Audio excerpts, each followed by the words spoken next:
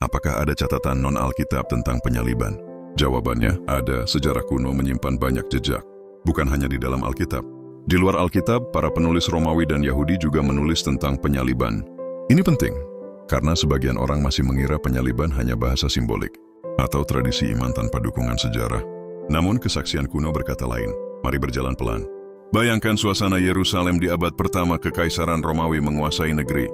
Hukuman salib dipakai untuk menghinakan musuh, untuk menakut-nakuti pemberontak, untuk mempermalukan budak.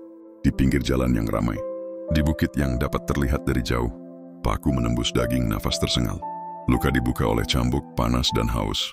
Hari terasa panjang, malam terasa kejam. Seorang sejarawan Yahudi bernama Yosefus mencatat peristiwa kejam itu. Ia menyaksikan banyak orang disalib di sekitar Yerusalem. Ia mengenali 3 orang di antaranya sebagai kenalannya. Ia berlari kepada panglima, memohon agar mereka diturunkan. 3 orang itu diberi perawatan. 2 orang meninggal, 1 orang selamat. Catatan ini terasa dingin seperti batu, yang menunjukkan betapa umum dan brutalnya penyaliban di masa itu. Seorang filsuf Romawi bernama Seneca juga menulis. Ia menggambarkan ragam cara penyaliban. Ada yang digantung dengan kepala menghadap tanah, ada yang ditusuk bagian paling pribadi, ada yang direntangkan tangannya lebar. Ia seakan berkata, bentuknya beragam tapi tujuannya sama, menghancurkan martabat manusia setahap demi setahap. Seorang orator besar bernama Cicero menamai penyaliban sebagai hukuman yang paling kejam dan menjijikan. Ia berkata, bahkan kata salib sebaiknya jauh dari telinga warga Romawi. Bagi dunia Romawi, salib adalah aib tanpa banding. Bukan sekadar alat bunuh, ini adalah panggung penghinaan. Ada juga catatan tentang lokasi dan tujuan pamer. Sebuah tradisi retorika kuno mencatat, jalan paling ramai dipilih agar sebanyak mungkin orang melihat dan takut. Penyaliban adalah tontonan yang dirancang untuk membekukan hati masyarakat, supaya tidak ada yang berani melawan. Seorang penulis Yahudi dari Alexandria bernama Philo memberi detail lain. Ia mengisahkan bahwa pada saat tertentu, bahkan jenazah yang sudah disalib bisa diturunkan agar keluarga dapat menguburkan. Ini terjadi demi menghormati hari lahir kaisar. Artinya, meski salib adalah hukuman paling hina, ada kesempatan khusus ketika jenazah boleh diturunkan. Catatan ini menolong kita memahami mengapa sebagian korban bisa dikuburkan pada hari yang sama. Seorang senator dan sejarawan Romawi bernama Tacitus juga menulis. Ia menyebut seorang yang disebut Kristus dieksekusi di masa pemerintahan Tiberius oleh Gubernur Pontius Pilatus. Ini bukan khotbah. Ini catatan sejarah dari pihak yang tidak bersimpati pada gereja. Ia menegaskan bahwa eksekusi itu benar-benar terjadi. Seorang penulis satir bernama Lucian mengejek para pengikut seorang guru yang disalib. Ia menyebut mereka menyembah sang bijak yang disalib dan hidup menurut ajarannya. Nada tulisannya mengejek. Namun justru karena mengejek, ia mengakui bahwa ada sosok yang disalib dan ada jemaat yang hidup dari warisan itu. Ada pula surat berbahasa Aram dari Marabar Serapion. Ia menyinggung kematian seorang raja bijak orang Yahudi.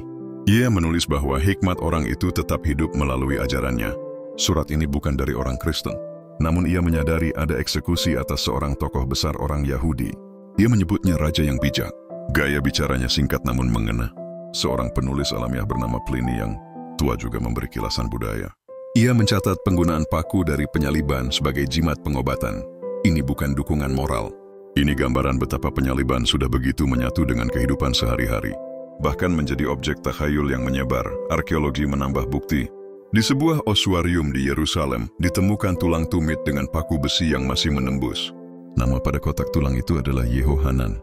Penemuan ini menguatkan fakta penyaliban di Yudea pada abad pertama. Paku menembus tumit dari sisi ujung paku bengkok. Kayu tersisa melekat pada logam. Detail kecil yang memberitahu kita betapa nyata dan kasarnya eksekusi itu. Semua potongan ini menyatu. Yosefus menunjukkan banyak salib ditegakkan di sekitar tembok kota. Seneca menunjukkan variasi posisi dan bentuk siksaan. Cicero menunjukkan stigma yang melekat pada kata salib. Catatan retorika kuno menunjukkan penempatan salib di jalan ramai. Philo menunjukkan bahwa jenazah kadang bisa diturunkan pada momen tertentu. Tacitus mencatat eksekusi seorang yang disebut Kristus. Lucian menertawakan para pengikut seorang guru yang disalib, namun pengakuannya adalah bagian dari bukti. Marabar Serapion menyinggung raja bijak orang Yahudi yang dieksekusi. Pliny menunjukkan benda-benda dari penyaliban beredar dalam budaya sebagai jimat. Arkeologi menampilkan tulang dan paku. Bukti tekstual dan material saling meneguhkan. Mengapa ini penting bagi iman? Karena salib bukan dongeng yang lahir dari kabut mitos. Salib adalah cara mati yang dikenal luas di dunia Romawi. Ketika Injil berkata Yesus disalibkan, Dunia waktu itu paham beratnya kata itu. Mereka paham aibnya, mereka paham rasa takutnya. Mereka paham bahwa salib adalah tanda kalah menurut dunia. Karena itu, pesan salib terdengar gila bagi sebagian orang. Namun justru di sana kabar kasih mengambil wujud paling nyata. Catatan non-Alkitab tidak harus memuat semua detail Injil. Namun mereka memberi peta sekitar. Mereka membingkai latar tempat dan suasana zaman. Mereka menunjukkan kebiasaan, hukum, dan rasa jijik orang Romawi pada hukuman ini. Mereka memotret dari sudut yang berbeda. Gambarnya tidak selalu ramah. Tetapi justru karena itu gambarnya kuat. Dari semua potongan ini kita melihat 3 hal. Pertama, penyaliban benar-benar praktik umum di abad pertama. Bukan hanya untuk tokoh besar, tetapi juga untuk rakyat kecil dan budak. Kedua, ada variasi cara dan bentuk. Ada paku, ada tali, ada kursi kecil untuk memperpanjang siksaan. Ada penempatan di lokasi ramai agar menjadi tontonan takut. Ketiga, kebencian dan hinaan melekat pada salib. Bahkan menyebut namanya saja dianggap tidak sopan bagi warga Romawi. Dengan latar seperti ini, berita tentang Yesus menjadi terang. Ia tidak mati dengan cara mulia menurut adat Romawi. Ia mati pada salib, panggung aib yang paling rendah. Namun justru melalui jalan itu, iman Kristen menyebutnya kemenangan.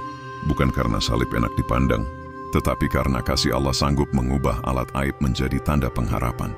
Lalu apa artinya bagi kita hari ini? Pertama, iman kita tidak berdiri di ruang hampa. Ada catatan sejarah, ada suara dari pihak yang tidak bersimpati. Ada bukti benda yang bisa dipegang. Kedua, salib menundukkan kesombongan.